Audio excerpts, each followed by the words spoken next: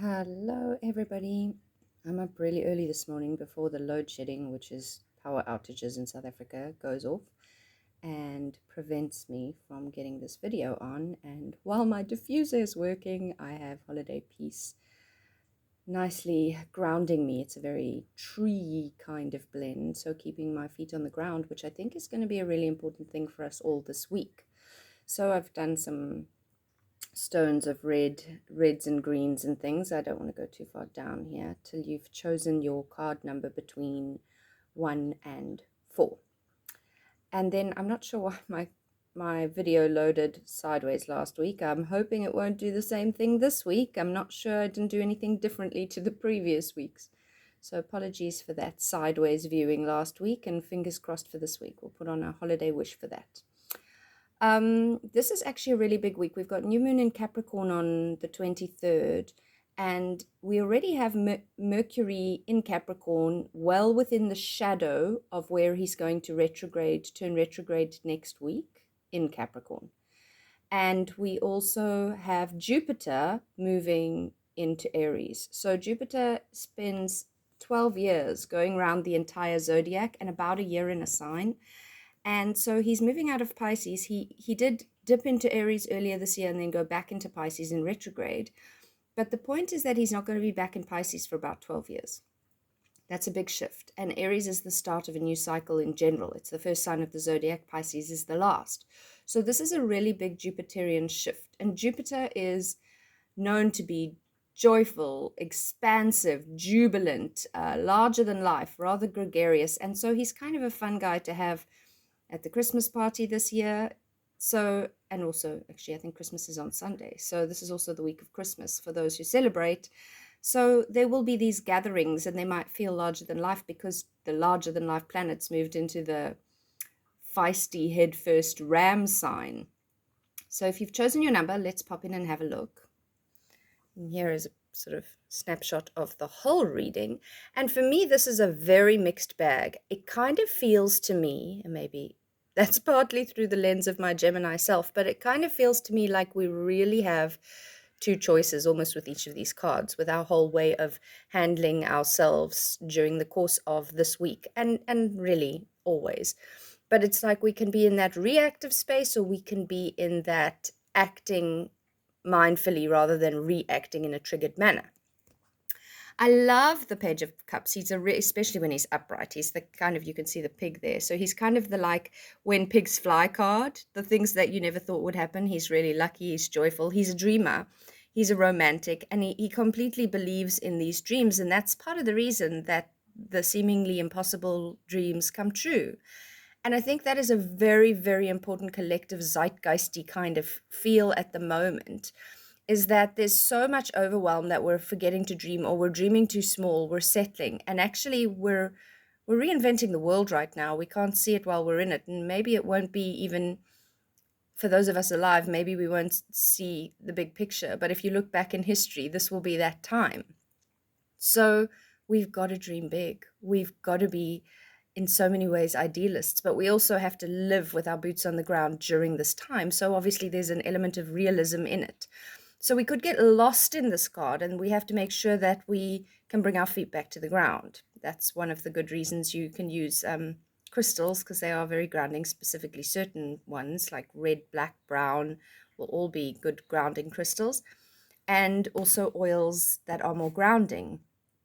So if you chose card number 1, that is obviously more specifically pertinent to you, or as a theme, an anchor card for our entire weekly reading, it's saying just relax, believe in the greatest things coming true, go into the wildest places, fall in love with yourself, fall in love with your family dynamics, fall in love with everything, because he is such a lover and a dreamer and an idealist.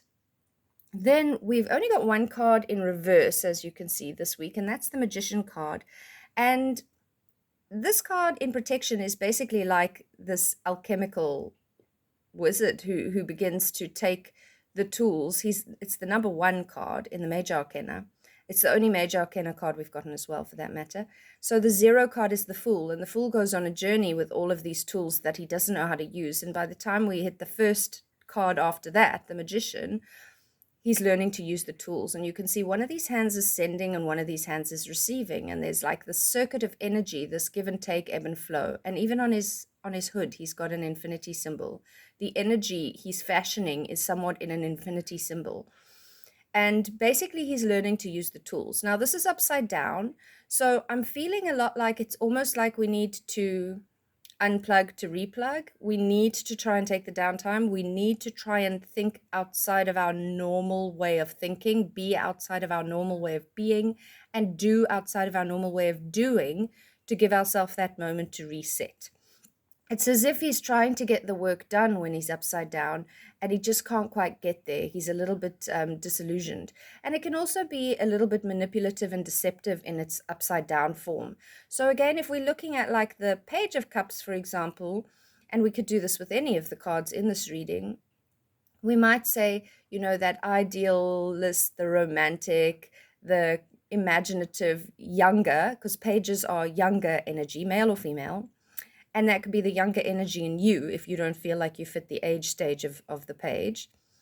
And then the magician could be manipulating that situation, or he could be taking you too far with that. So you become so idealistic, your feet are off the ground, like the feet that seem to be suspended from the air there.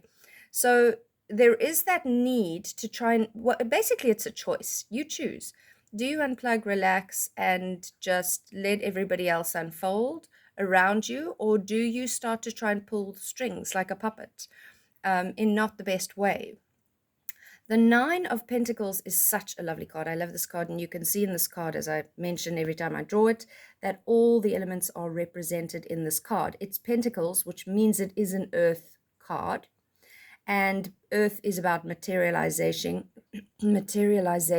matter, things coming into actual fruition that you can see, visible building of things, visible wealth, etc. And you can see from the earth perspective, there's loads of herbs and things around her.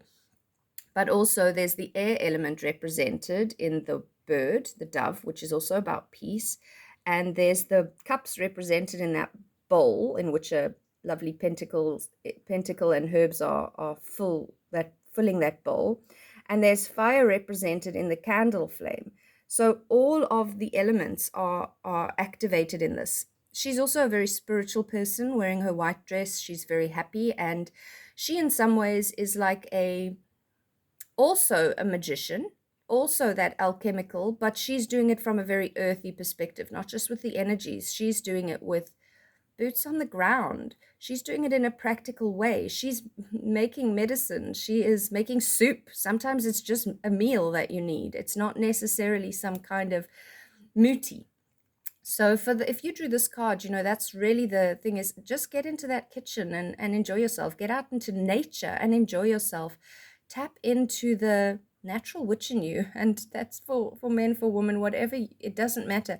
Tap into the connection you have to your body, to your home, to your environment, and enjoy, nourish people, nurture them. Just that's very, Capricorn is a very strong earth sign. So we have that new moon in Capricorn, and we have the Mercury retrograde coming up starting next week, but already Mercury's traversing that space that he's going to retrograde.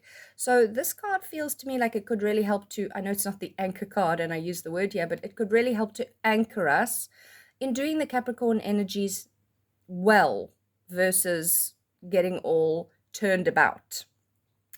And then our final card is the Seven of Swords, and this one is interestingly depicted under a full moon, so it's kind of giving me a little indication. And being the last card, I kind of feel like there's not a warning, but what is the word I'm looking for?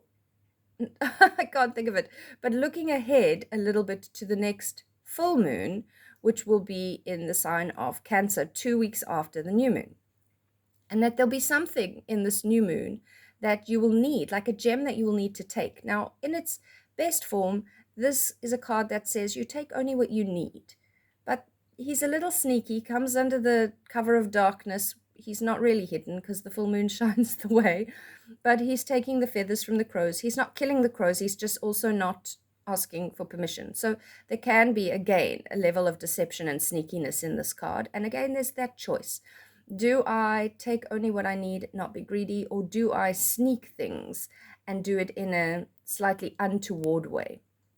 And probably we do both at different times, but it brings our awareness to that. So if you do something in a way that doesn't feel self-honoring or honoring of others, and this card pops back into your mind at that time, then it gives you that pause for thought. It gives you that reflection under the big moonlight. And you might find that whatever that reflection is, it only comes at full moon, for example. So there does feel to me like this is taking us towards full moon. Something in this week will become a gift that you can take forward and unwrap and understand more fully when we hit that full moon phase. So I hope this has been helpful, and I hope that you all have a wonderful festive season with your families, and thank you for your continual support. And remember that these are beautiful things to gift, Christmas gifts, card readings or astrology readings or healing sessions. So keep an eye on my Instagram page for a promo, and I hope to see you all next week.